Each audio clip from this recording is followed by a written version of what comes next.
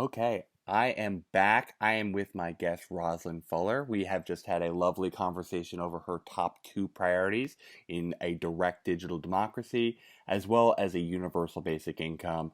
Now we're on her final subject in economic inequality, a subject largely related to universal basic income. Roslyn, I understand poverty in general is a very bad thing for society, but why did you make it one of your personal causes to champion against? Mm, well, we have a think tank called the Solonian Democracy Institute, which is named after Solon. And Solon, you may or may not know, was an Athenian statesman about 2,500 years ago. And he was put in charge of Athens. This was in the pre-democracy days. So in the pre-democracy days, there was a big economic crisis in Athens, and he was put in charge temporarily. And he rejigged the entire Athenian economy. He particularly made a huge program of debt cancellation, Hmm. actually. And this was viewed as very foundational for getting democracy in Athens off the ground, even though Solon probably had no intention of doing any such thing, um, because it freed people to be able to be more equal between each other. So rather than having a situation where some citizens were so in debt to other people that they had virtually no choice but to follow the orders of other people, and they found it very difficult to stand up to them socially, and very difficult to independently run their lives, they were now put in a position to be able to do that. And so I can't deny, much as I'm advocating kind of direct democracy now, I can't deny that in history, how this turned out was that the economy was first equalized or more equalized than it was. And then that led the way for political development. So that's why it's one of my top priorities. That's a very interesting point that you need the economics before you can have the democracy.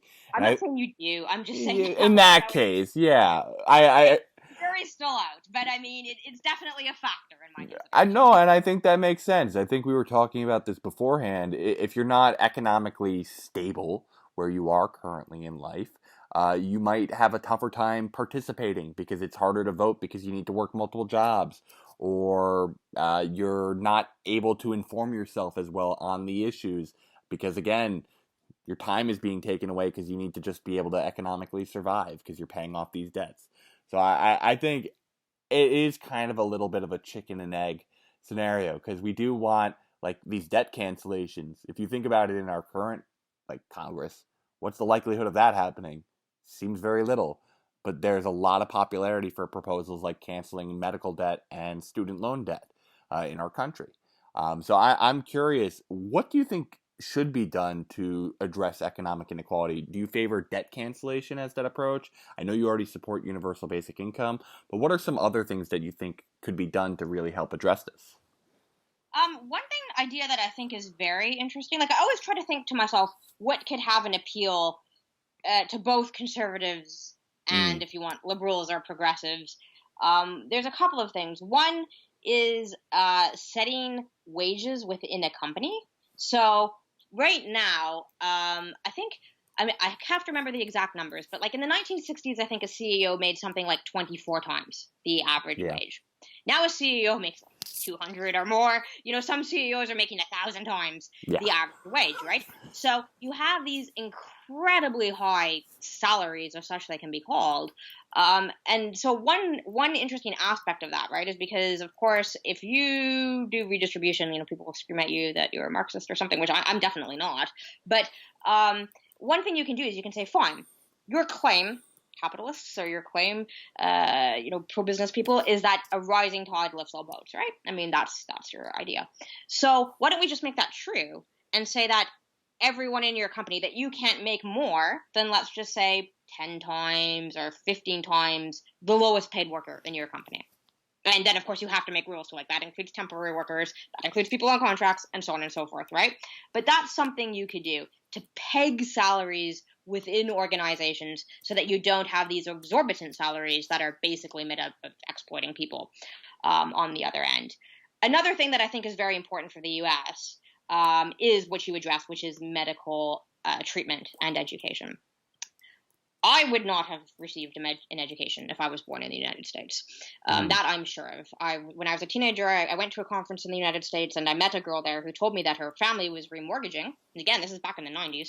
Her family was remortgaging their house so that she and her brother could go to, some kind of university. In most other Western countries, it doesn't matter too much which university you go to. There Hmm. are universities, and then there are colleges, which are kind of more vocational like education.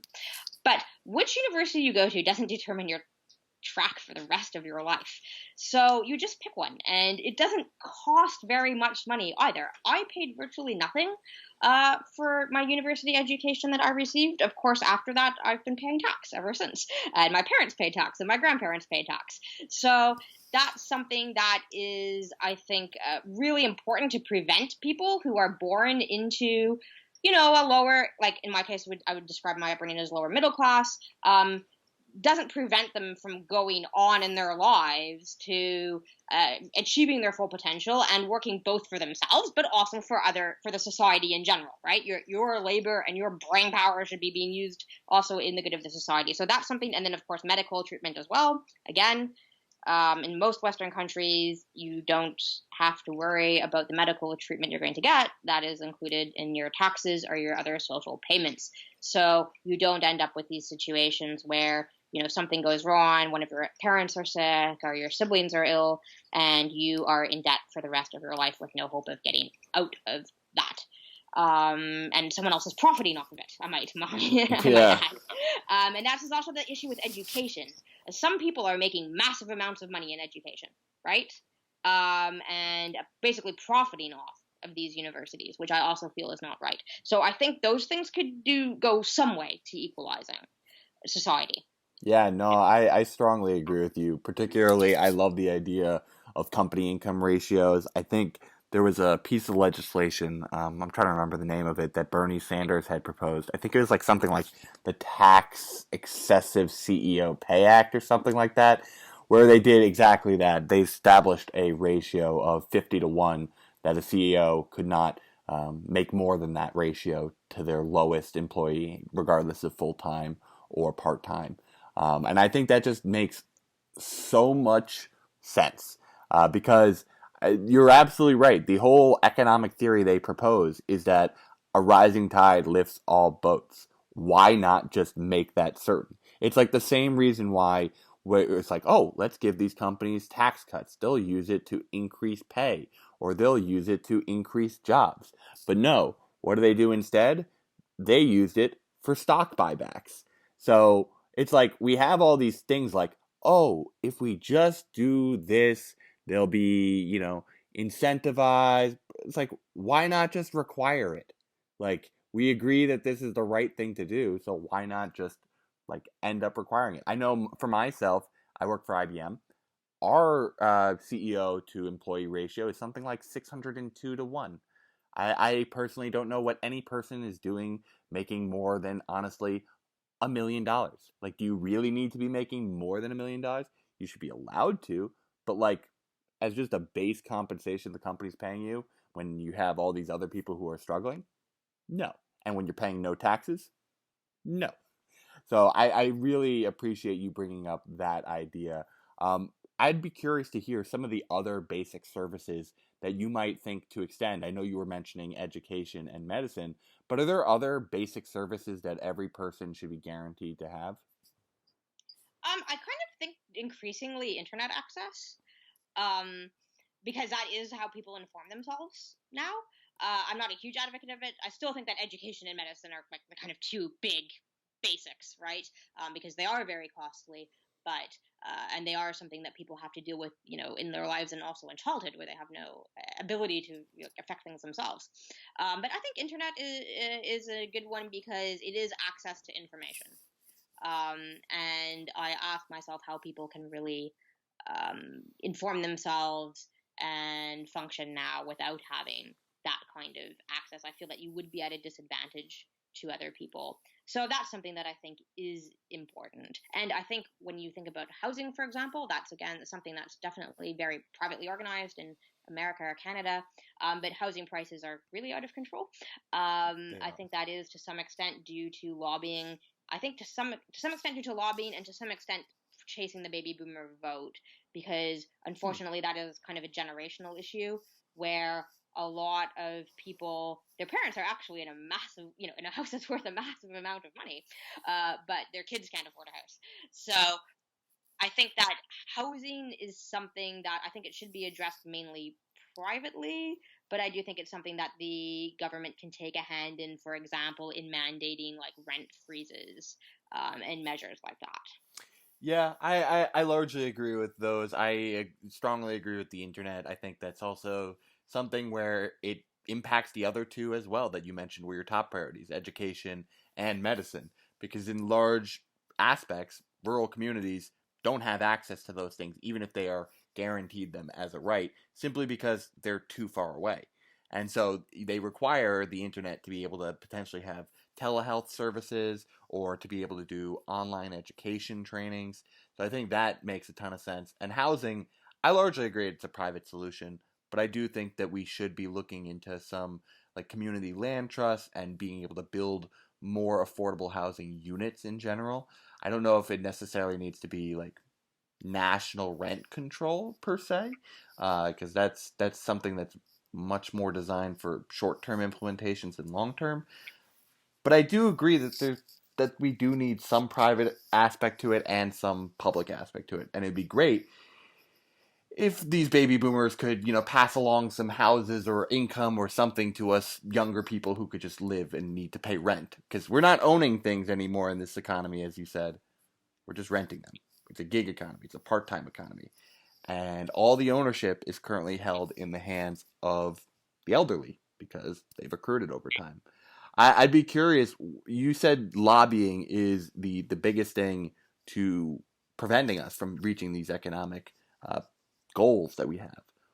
How do we try and break that down if beforehand we were saying we kind of need to get our heads up economically to be able to see what's wrong with our democracy?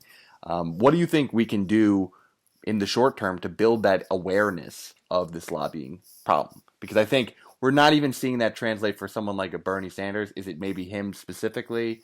What's your general take of how we actually make more people aware that it's a problem? Yeah, I think that's a tough question because I do think that people are pretty aware of the kind of, political corruption. I mean, you don't say, there's some political corruption and people say really like they're Yeah, surprised or something. Pretty much everyone agrees now, and even sometimes when I go to debates with other people, like we're like, well, we all basically agree on what the problem is. Some debates have gotten pretty boring I because people are agree. in widespread agreement on these issues now. So I don't know if it's just a matter of like making people aware. It's more a matter of stopping the problem. And that's why, as again, I kind of, it is a chicken and egg scenario. The economics and democracy, they're very closely tied together. But if you do something like participatory budgeting, if the people decide how money is going to get spent, that means lobbyists aren't deciding how it's going to get That's spent. true. So you're cutting down on those opportunities for that to happen. Now, in the United States, of course, they might well say, well, we're just going to lobby people in general, right? Yes. We're going to turn around and we're going to lobby the people of New York or the people of Chicago. Yes, you can do that. It's a lot more expensive though. That's also true. I was gonna say lobbyists, you got what thousands instead of millions. So at least let's make them spend more if they're gonna try and influence our systems. But I agree that largely everyone's kind of on the same page that politics is corrupt. It's just that we're kind of too focused on the partisan game right now to say, yeah, let's just rewrite the rules that are fair in general. So I certainly hear you on this chicken and egg thing, and I really hope more people will run on the idea of like piloting direct democracy and participatory budgeting either in their local areas or like if you're a Congress candidate, you could just say, I will put every vote in front of you. I will summarize what this vote is, and then I will put it to a poll, and then I will do whatever you say. Like you could just do that and have a pledge as a candidate to just say, I will vote however you, my constituents, tell me to vote. But with that being said, Roslyn, I'm really glad that we got to talk today, but I wanted to make sure, is there anything you think that we missed in discussing direct digital democracy, a universal basic income, or economic inequality? No, I think that was pretty thorough, actually, and it was really my pleasure to talk to you today. Well, I'm really glad to hear that. Is there anything that you want the Rosebuds out there to check out that you have going on or other people have going on that they should be looking up? If you look up our we're the Solonian Democracy Institute. So Solonian is Solonian. But if you Google that, you can see a little bit about the work we're doing and also some of the digital tools that are already in use in different parts of the world.